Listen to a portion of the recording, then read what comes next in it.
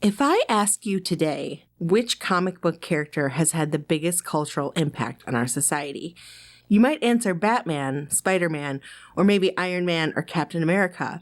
But you would be wrong. The superhero with the biggest cultural impact is Superman. I think my generation, the millennials, would have a hard time believing that Superman, which is frankly kind of a boring, invulnerable character, would have such a huge impact on American society. But it's the truth.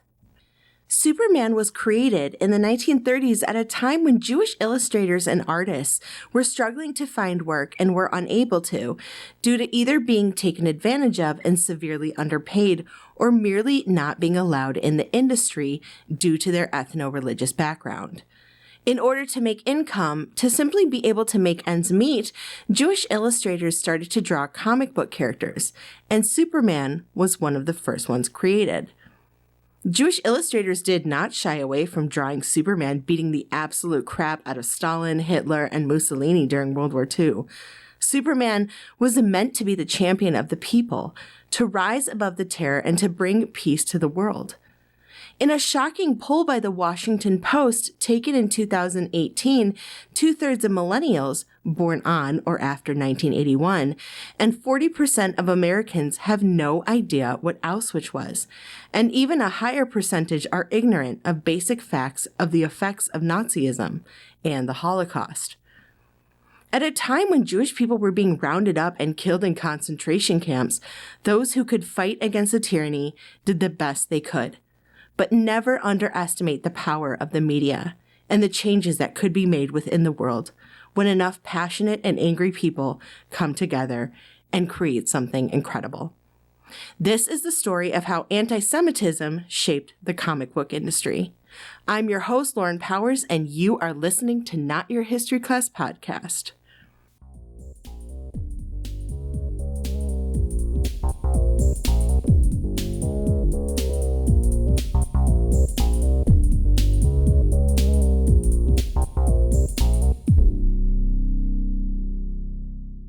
Our standard education has barely touched upon the depth, violence, and tragedy of human history.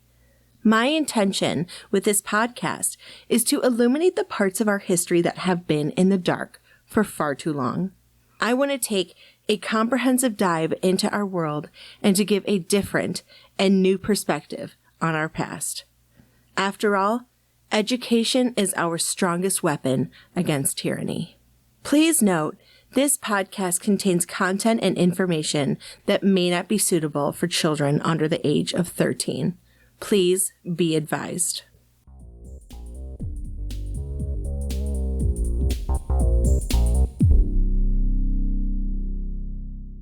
The 1930s in the United States was known as the golden age of comic books.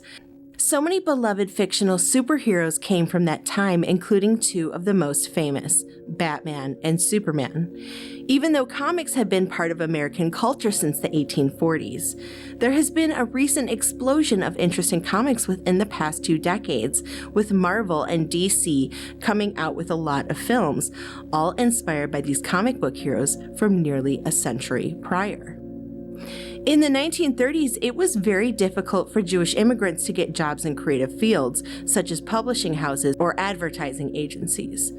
Jewish individuals in general were not allowed in mainstream, well-paying jobs. Even Jewish refugee professors were shunned by colleges and universities, but America's historically black colleges and universities, also called HBCUs, were more than happy to accept Jewish refugees and to sponsor their visa applications, as the United States had been actively barring Jewish refugees from entering the country. Due to the lack of work and facing immense amounts of racism, Jewish illustrators and artists were forced into creating comics in order to bring in income. Although newspapers may have had a token Jewish illustrator working for them, such as Rube Goldberg or Milt Gross. The first comics were little strips in newspapers, and the Jewish creators were often taken advantage of and underpaid. But that changed in 1933 with Maxwell Gaines, a Jewish print salesman who essentially created the comic book format that is used to this day. He started to reprint collection of comic book strips, usually humorous or Western themed, with the hope of making some money. These books sold at 10 cents per copy, which is about $2.50 in today's money. The next year, in 1934, DC Comics, previously known as the National Allied Publications, came into fruition, and 3 years later, it was bought by two Jewish entrepreneurs, Harry Donenfeld, a Romanian immigrant, and Jack Leibowitz. Donenfeld was originally creating pulp magazines, which were inexpensive pieces of fiction. He offered Leibowitz the role of overseeing finances.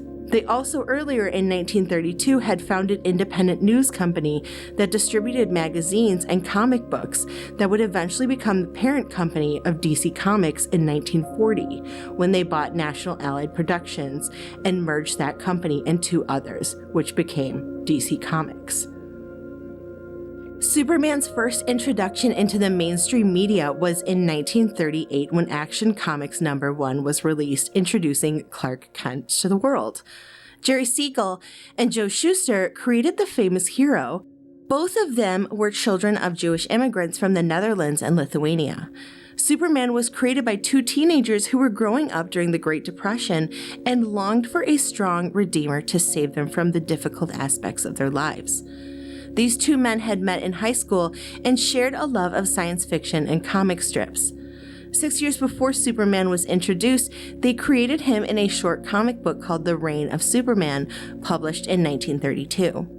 Superman was then sold to DC Comics for $130 in 1938. In today's money, that is close to $3,000. Siegel and Shuster originally labeled him the champion of the oppressed, an invulnerable superhero that could fly around the world in seconds flat and easily lift heavy objects to rescue people. He also had a long-running radio serial titled The Adventures of Superman, which ran from 1940 to 1951, and during that time there were also 17 animated cartoons. Superman started to become an indelible figure in American culture and eventually started to serve as an American propaganda figure for Jewish interests. In these comics, he promoted British rearmament, the United States intervention in the war, refugee asylum, and the New Deal. In the February 27, 1940 issue of the magazine Look, he openly declared war on Hitler and Stalin, who were allies at the time. This was 2 years before the United States would enter the war after the bombing of Pearl Harbor. In this specially commissioned 2-page story, which was called How Superman Would End the War, he ends up breaking through the Nazi Party barricades and grabbing Hitler by the throat. From there, he flew to Russia and took Stalin, and then he flew to Geneva and held both of these men so that they could stand trial for their crimes against humanity. This did not make the Nazi Party happy, and so in the April edition of Das Schwarze Korps, the Black Corps, which was the SS Party's official newspaper, they accused Superman of brainwashing American children. He was accused of teaching them false Jewish values such as compassion, empathy for the weak, and defending the innocent. After that, both Siegel and Shuster made it very clear that while Superman had features that were the ideal Aryan physiognomy, he was not one of them, but one of us. Very much the champion of the oppressed. The comics continued to show Superman fighting and humiliating Nazis, and the United States was using him to promote enlistment, blood donations, paper and metal drives, war stamps, bond sales, and they were very successful at doing so. Apparently, Superman was depicted so often beating up Nazi individuals that there is a rumor that in the middle of a Reichstag meeting, Joseph Goebbels, the Nazi minister of propaganda, had jumped up and denounced Superman as Jewish. Shuster and Siegel inserted Jewish roots through Superman's character and his backstory. His birth name, Kal-El, was a Hebrew-inspired name that meant the voice of God. According to Roy Schwartz, the author of Is Superman Circumcised? The Complete Jewish History of the World's Greatest Hero, Superman was also subtly inspired by the biblical story of Moses. According to Britannica.com, in the biblical story, in order to reduce the Jewish population, the Egyptians had decreed that all newborn Hebrew males would be put to death. Moses' parents waited a few months hiding him and then set him in a basket made of reeds and pitch and sent him afloat on the Nile. He was found by the Pharaoh's daughter while she was bathing, and Moses was raised in the Egyptian court. The parallels between Superman and Moses are easy to see. Superman was also sent from his planet by his parents to protect him. While Superman's planet may have been dying of old age and Moses' parents were worried that their child was going to be murdered by the Egyptians, their parents both sent them on potentially perilous journeys for an infant, with the hope that somehow their children might survive. It's even more evident when we see that they were both raised by adoptive and foreign families. There are other comic book characters that have been inspired by biblical figures. Stan Lee, born as Stanley Martin Lieber but changed his name to sound less Jewish, was inspired by the story of King David to create Spider-Man. While I personally don't see as obvious a parallel between David's life and Peter Parker's, I can see it in the story of David versus Goliath. Goliath was a Philistine giant who for 40 days had challenged Saul, Israel's first king, to have someone come and fight him. No man would, except for David, who was much smaller than Goliath by comparison. David took a rock, his slingshot, and hit Goliath right in the head, killing him. Perhaps Stan Lee drew inspiration from a small, slight man overtaking larger and overwhelming opponents and drawn to a higher calling because of the gifts that were given to him. Lee wanted Spider-Man to be infused with what he saw as the essence of Jewish values. While Superman was born with his abilities, Spider-Man did not ask for his, but rather was surprised with them when a radioactive spider bite gives him superhuman strength and more. The recurring theme in comic book legends is the Jewish immigrant narrative. One of the co-founders of DC Comics, Jack Leibowitz, had grown up in present-day Ukraine, and his family ended up moving to the Lower East Side. Martin Goodman, the founder of Marvel, was one of 17 children of a Lithuanian immigrant couple.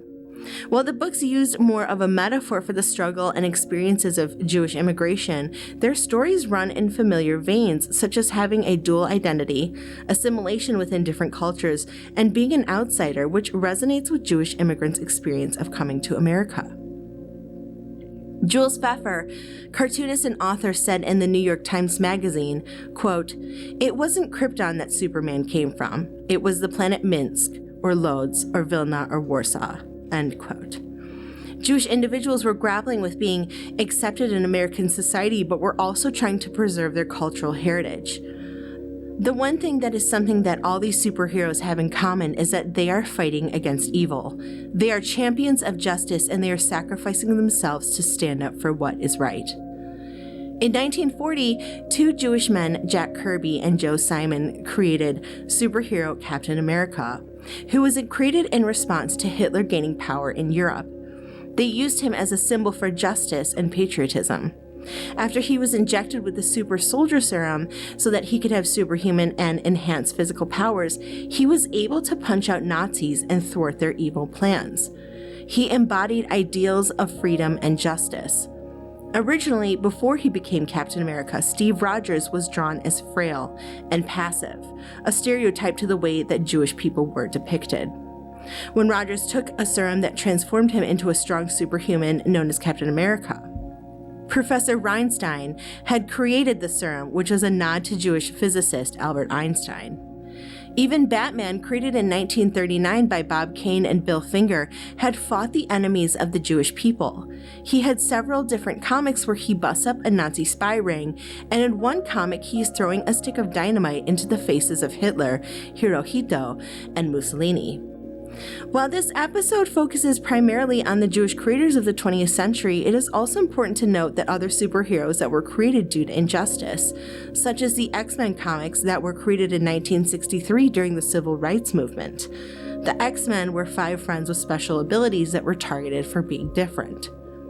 Comics essentially paved the way for graphic novels, and in 1980, Maus debuted by Jewish artist Art Spiegelman. He wanted to preserve the stories that his dad had told him of being a Polish Holocaust survivor. Initially, Maus was meant as an educational tool, offering critical insight into Holocaust education, offering students a way to see into the survivors' personal experiences. It was later the first graphic novel to be awarded a Pulitzer Prize. In 2022, a Tennessee school board removed it from their shelves due to profanity and an image of female nudity. Spiegelman said of his work that the image of the nude woman was his mother. One thing I need to point out is to remind my listeners that it is highly unlikely that the nude drawing that was inspired by Spiegelman's mother was one that was meant to be sexual. It's about the Holocaust, and it was not unheard of during that time for prisoners to be stripped of their clothing. It was meant to be a humiliating experience for the prisoners. Also, nudity does not equal sex, nor is nudity inherently sexual. Spiegelman said, quote, "I also understand that Tennessee is obviously demented. There is something going on very, very haywire there." End quote. This is at a time as well when conservatives were attacking curriculums due to them teaching the history of slavery and racism in America. The McMinn County Board of Education that voted to remove Mouse said, quote, "The graphic novel Mouse from McMinn County schools because of its unnecessary use of profanity and nudity and its depiction of violence and suicide. Taken as a whole, the board felt this work was simply too adult-oriented for use in our schools." End quote. They went on to say that they, quote, "do not diminish the value of Mouse as an impactful and meaningful piece of literature, nor do we dispute the importance of teaching our children the historical and moral lessons and realities of the Holocaust. To the contrary, we have asked our administrators to find other works that accomplish the same educational goals in a more age-appropriate fashion. The atrocities of the Holocaust were shameful beyond description, and we all have an obligation to ensure that younger generations learn from its horrors to ensure such an event is never repeated." End quote. Julie Gooden, an assistant principal, said, quote, "I can talk of the history. I was a history teacher and there's nothing pretty about the Holocaust. And for me, this is a great way to depict a horrific time in history. Mr. Spiegelman did his very best to depict his mother passing away, and we are almost 80 years away. It's hard for this generation. These kids don't even know 9/11. They were not even born. For me, this was his way to convey the message. Are the words objectionable? Yes. There is no part that thinks they aren't. But by taking away the first part, it's not changing the meaning of what he's trying to portray and copyright." End quote. Regardless of the good intentions that McMinn School Board had in trying to remove Mouse from their 8th grade curriculum, it does not erase the fact that things like the Holocaust, racism, genocide, and murder exists. It's easy to ignore it and to pretend like things like that don't happen in our world, but that's not reality. And education is so incredibly important in learning how to not repeat horrific events like the Holocaust. After World War II, the sale of comics started to wane. The reason for that was there was an increased concern that comics were not a good influence on the children of the United States. Educational comics, originally ran by Max Gaines, was taken over by his son Bill Gaines in 1947 and renamed it Entertaining Comics. Certain titles were slowly phased out, like picture stories from the Bible, and instead were replaced with gory titles like Tales from the Crypt of the Vault of Horror. Undeniably, it was successful. In 1952, Harvey Kurtzman, comic book creator, had started a comic book that included a lot of Yiddish words, and that is how Mad Magazine came into fruition. In 1954, the book The Seduction of the Innocent, written by Frederick Wertham and based on his 7-year-long study on the effects that comic books had on the youth of America, the book condemned the genre, particularly the crime and horror comics. He stated that it contributed to juvenile delinquency. On April 21, 1954, the hearings before the Subcommittee to Investigate Juvenile Delinquency of the Committee on the Judiciary opened in Manhattan Federal Court. Bill Gaines had to cancel his entire line except for Mad Magazine, which became a way to escape censorship. It also paved the way for modern comedy and provided a certain urban Jewish sensibility. There was a lot of damage that The Seduction of the Innocent did to the comic book industry, and it wasn't until Stan Lee had developed a new type of superhero book that it started to recover. He teamed with his collaborator, artist Jack Kirby, and created the Fantastic Four in 1961. Before the Fantastic Four was brought to life, he was struggling. He had been in the business for 21 years, and he felt like he could do better elsewhere, and so he told his boss, Martin Goodman, that he was going to quit. Goodman, perhaps seeing the potential in Lee, had given Lee the challenge of coming up with a new superhero team that could do better than DC's Justice League. Thus, the Fantastic Four was born. Lee may have saved the comic book industry, and of course, we now have tons of films that we can watch to get all the superhero content that our hearts desire. Whereas DC heroes were sunny and optimistic, Kirby and Lee wanted to show a darker side. They did that with Ben Grimm, also known as the Thing. Grimm felt freakish because his body was turned into an orange, granite-skinned monster due to cosmic rays, and he was used as a metaphor for Jewish individuals, African Americans, and other minorities. And this is where I leave you with part 1. In part 2, I discuss the creation of X-Men and the incredible story of how one courageous man helped slow the recruitment and joining of the Ku Klux Klan to a slow crawl with the help of a Superman radio show.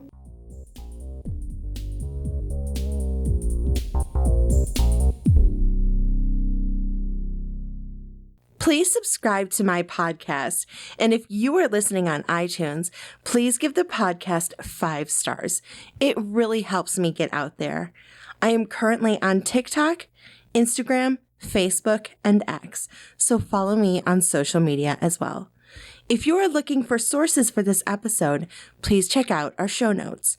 Transcripts and sources will be on my website, notyourhistoryclass.com. Researching, hosting, production, and editing is done by Lauren Powers. Theme song is done by Mike Myers, and you can find him at the Mike Show 42 on X. If you have any recommendations or suggestions for a future episode, you can direct message me via social media or email me at notyourhistoryclass@gmail.com.